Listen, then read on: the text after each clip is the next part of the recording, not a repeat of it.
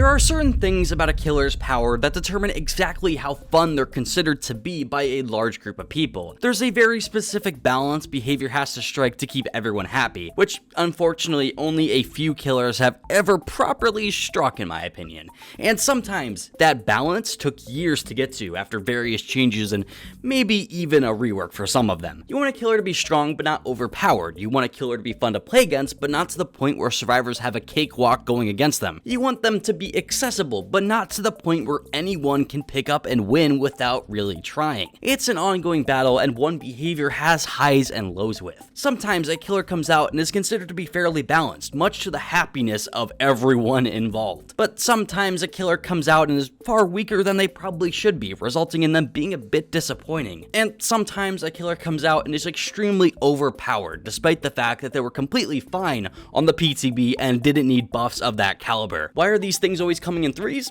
Good question. I guess my brain is working in threes right now. The point is, balancing killers is a tricky process, and I don't envy the position that behavior is in to do it effectively. I mean, sure, if it were up to me, I wouldn't leave killers to rot for the longest time without getting proper changes, and I absolutely wouldn't nerf killers into the ground just because some players are refusing to learn what they actually do now. Rest in peace, Skull Merchant. You didn't deserve that, queen. There's definitely a lot of things I wouldn't do that behavior does, and one of those things is a type of killer power interaction that I think creates more problems than anything else. An idea that sounds as risky to pull off as it actually is in practice. What am I talking about? Well, I'm talking about killer power vaults. The ability for the killer to vault over things like a survivor does as part of their power budget. While it sounds interesting and possibly even fun, unfortunately there are more lows than highs with this sort of design, and behavior doesn't really seem to know how to make it work, so to speak. It's to the point where I've come to the conclusion, especially after the recent release of Krasue, where power vaults need to stop. But first, this video topic was recommended by Heronix79, and I really hope I'm properly pronouncing that. I'm sure I definitely am. They wanted me to talk about killer vaults and my thoughts on them. Unfortunately though, for some reason, I can't find the original comment they left at all. I searched for like almost an hour and couldn't find it, so sorry Heronix. Usually I flash the comment on screen, but I can't seem to track it down. It's like lost media. Don't worry, if you comment on this video, I'll be sure to pin it and favorite it for anyone to see. I want you to get your flowers. I was putting off this video for a little bit because I wasn't sure exactly how to properly articulate my feelings on power vaults. But after Krasue came out, all of a sudden I'm feeling thoroughly inspired. I'm sure you can imagine. She's basically my muse for this topic. As always, if you guys have any ideas for topics you want me to talk about, please leave them in the comments below and I'll be sure to keep them in mind. I'm sure most of you are pretty familiar with how this works by now, so without further ado, let's jump into it. I should probably have made a community Discord at this point. I don't know why I haven't. If we're going to talk about power vaults and my problems with them, I feel like I should probably define what a power vault is from my point of view. Unfortunately, we're going to run into the issue I had during my dash slop video, where the definition of the term changes depending on who you ask, muddying the waters when it comes to having an effective conversation about it. Thankfully, to a much lesser degree, and I feel like this topic will be much less hostile than the dash slop one. I swear to God, I thought people were going to strangle me over that video. I doubt that'll happen here, but I guess we'll see. Maybe I will get strangled. We'll find out. Like I said, I hate putting killers into categories, as you can get very nitpicky about who belongs where, and I wouldn't even be able to argue with you if you made the right points. But I feel like it's appropriate here. So what are power vaults? Well, they're the ability to vault a pallet or window with the killer's power, instead of normally vaulting it like you would just by approaching a window and interacting with it. While some killers have increased speed while vaulting, like Wraith or Myers, I wouldn't consider them to have power vaults based on the fact that they're not really using their power to interact with the window. For the most part, they're vaulting it like they normally would, maybe with a bit of additional speed involved. Plus, they can't vault pallets and can only use that additional speed on windows. Although the idea of Myers vaulting a pallet like Wesker is pretty badass. That would go insanely hard. Anyway, the idea is that they need to be in their power to do it, and they have to be able to vault both pallets and windows. So with that being said, the killers I consider to have a power vault are Legion, Wesker, Chucky, Vecna, Dracula, Kaneki, and Krasue. With Vecna and Dracula fitting into a weird middle ground sort of category where you could go either way with, what your interpretation of that power is. You may immediately notice something about this group of killers, being that out of the 9 most recent killers added to the game, 5 of them have power vaults, which means that this is starting to become a little bit of a trend in the current game. I mean, it's almost to the level of every killer these days coming out with some form of dash. It's pretty crazy. So why exactly is this behavior's newest thing? Well, if I were to guess, I'd say that power vaults are becoming more prominent because killers are getting more chase heavy. Ever since Wesker came out to roaring applause and the 3 killers that came out after him being pretty despised due to their macro-based designs, behavior probably decided that chase heavy killers were much more palatable for a large group of the community. I won't get too far into why that is, as I have many videos discussing that sort of topic, specifically my pick raid video. But cliff notes, chase killers are much easier to understand and immediately rewarding, as opposed to macro killers requiring a bit more nuance to understand, in both their playstyle and counterplay. Chase killers boil down to doing well in chase, while macro killers might feel like you're playing 4D chess a lot of the time, and you might start a match and immediately feel like you're falling behind. They're an acquired taste. The point is, as chase killers have become more popular, so have power vaults, which you can also use to point to Wesker, as he's extremely popular and has a power vault. So is Legion, who are also extremely popular, and what do they have? Say it with me, class. A power vault. Well, you can make direct comparisons to each killer with the power interaction like this, mostly being surface level. They actually come in a variety of different ways. Not all power vaults are created equal. Power vault discrimination is pretty crazy in the modern world. What a shame. This means that some power vaults are fine from a design aspect, while some are extremely overtuned, to the level that a certain killer practically had his removed. And I'm sure some of you know exactly who I'm talking about. We'll get into that. Regardless of how good or bad the power vaults in question might be, I still find that they're just as flawed from a gameplay standpoint. But why do I think that? If I were to narrow down my issues with power vaults, despite the large variety they tend to come in, I'd have to say that overall, they're just boring, objectively.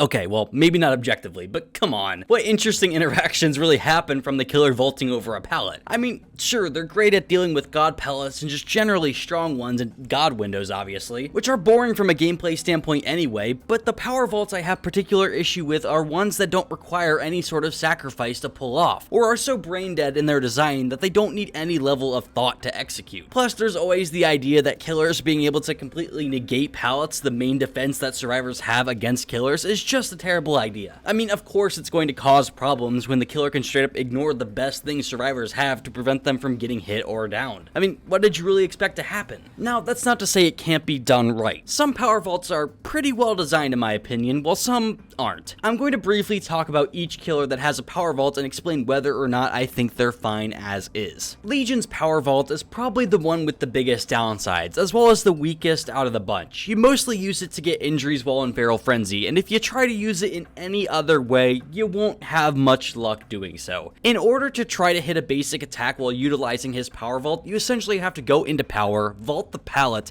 and then cancel. With Legion's lengthy cancellation duration and the slowdown you faced while doing so, you won't find this very useful under those circumstances. It's usually just better to break the pallet and continue chasing like normal. It'll save you a ton of time down the line. It is much more preferable compared to trying to finagle use out of it in any other way. Just kick the pallet, trust me. You can run the iridescent add-on that breaks pallets, which is actually really strong, but we're not really talking about add-ons here, we're just talking about the general design of their power vault, and Legion's isn't that great outside of Feral Frenzy. Again, in Feral Frenzy, you'll get a lot of use out of it, but at any other point, you probably won't. Wesker's power vault is a bit better than Legion's, but not by a whole lot. It comes with a decently long cooldown and also takes a charge to use. While it definitely has its applications, I found myself rarely getting value out of it. Maybe it'll make some really strong pallets and windows more tolerable, but it won't do much beyond that. Usually the cooldown is long enough for the survivors to get back around the loop and continue,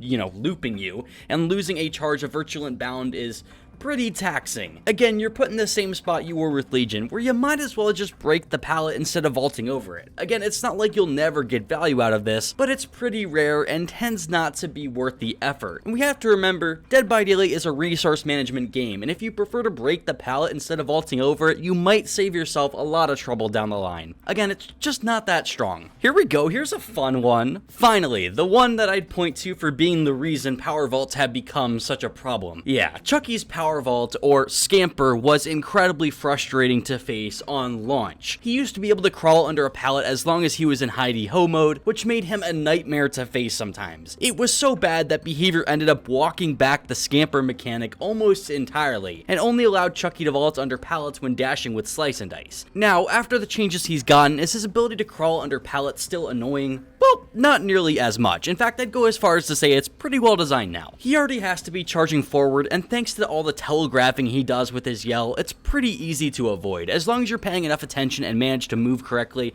it shouldn't get in your way too much. I think it requires a good amount of skill both to use and avoid, at least it does now. Scamper was really dumb. It's one of those things that you had to experience to understand. Luckily, it isn't an issue now, and Behavior probably wouldn't add a mechanic like it ever again. Right? You think. Okay, these next two killers you can probably consider to not really have a power vault, as the idea for their power vault is them just pretending it doesn't exist. Honestly, you could make an argument for both of these killers and say that these aren't power vaults, and I'd probably agree with you, but I felt like they were worth including here. So let's start with Vecna. Vecna's power vault is pretty bad most of the time. Fly is a traversal ability first and foremost, and trying to use it as an effective way to catch a survivor after they drop a pallet probably won't yield the most results. Thanks to the loss of collision, as long as the survivor is close enough to the pallet, they'll probably be able to vault back over it again, leaving Vecna on the other side, creating a lot of distance, which will probably have Vecna wishing he had just broken the pallet instead of trying to outplay it the way he did. You can try to get creative with Fly and use it as a clever way to vault over pallets and windows, but for my personal experience, it's more reliant on the survivors being unfamiliar with Vecna's kit and falling for something they probably shouldn't have. However, even if you do manage to get use out of Fly in that way, thanks to the cooldown, I never find that it feels too annoying to go against. I mean, you guys probably all know that I'm a big fan of Vecna's design, so maybe I'm just biased? I don't know. Just like Vecna, I was really debating on whether or not I should consider adding Dracula to this list. I'm sure you could probably make some good arguments for why bat form doesn't really count as a power vault, like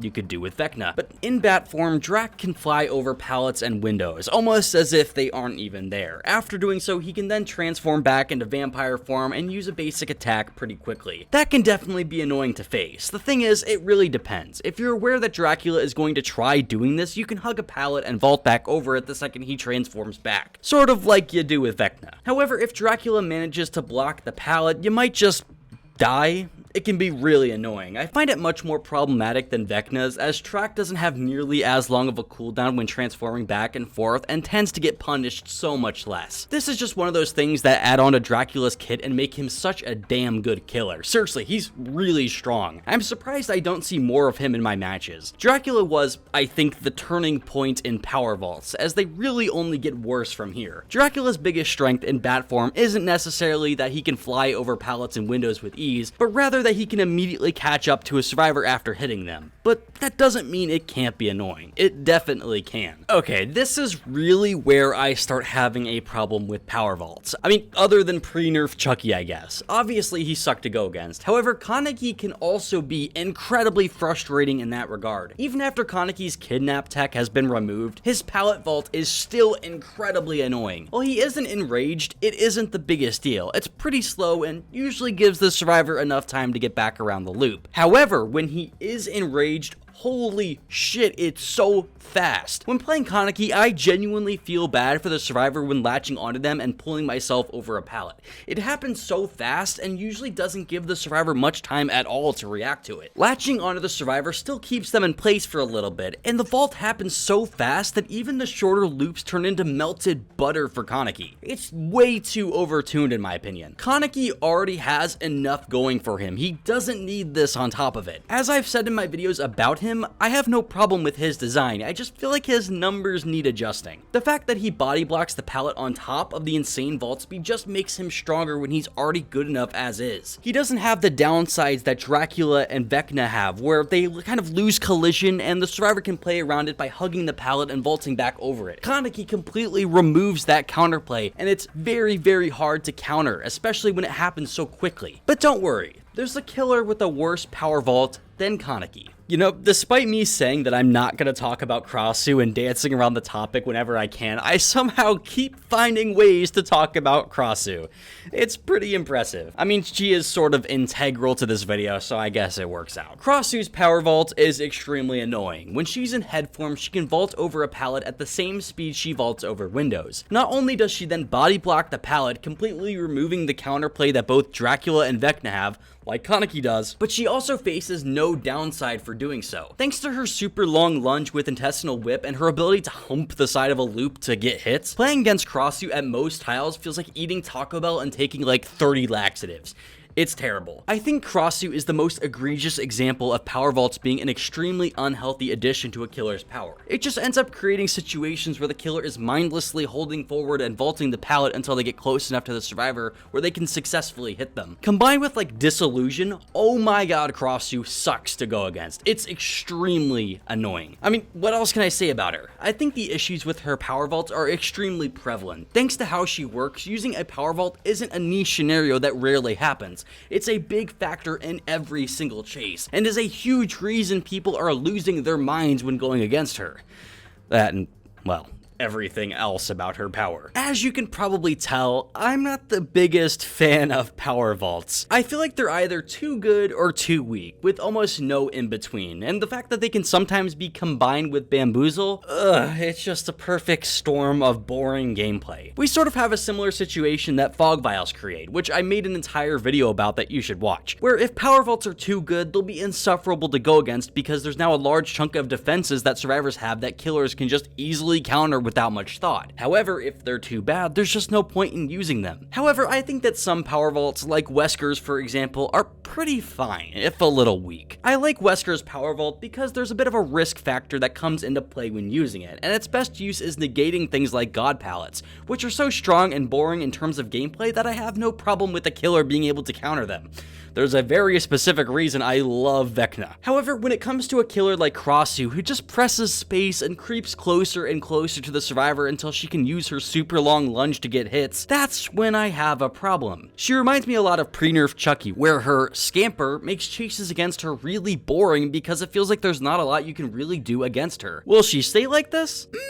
Maybe. It's hard to tell right now what Behavior's plans with Krasue are, and things seem to be really touch and go right now. However, they did already nerf her vault speed, not by a lot, but I think it's telling that they chose that angle to nerf her. It wouldn't surprise me if they doubled down on that even more. But at the same time, Krasue's chase is really built around that mechanic, so it's going to be a hard thing to nerf properly. Power vaults are just one of those things that are so finicky and hard to make work that it really feels like a tragedy waiting to happen. I think Behavior can make them work, but I also feel like they're just an unnecessary part of a killer's power. Even the ones that I think were well executed for the most part, like Vecna's and kind of Dracula's, are so different from like Kaneki and Krasue's that you could probably argue that they're barely the same thing, and I'd probably agree with you. Either way, having a way for the killer to completely ignore pallets as if they're not even there is extremely risky, and we have to ask ourselves if that's even a risk worth taking. Do we really have no better ideas for how killers can deal with pallets? Is that the best we've got? I really hope not. I'd really like to see this power design go away, as there's just not a lot of interesting gameplay that power vaults create, but who knows? Maybe one day Behavior will perfect it. Until then, that's it for me, gamers. Hope you enjoyed and have a great day.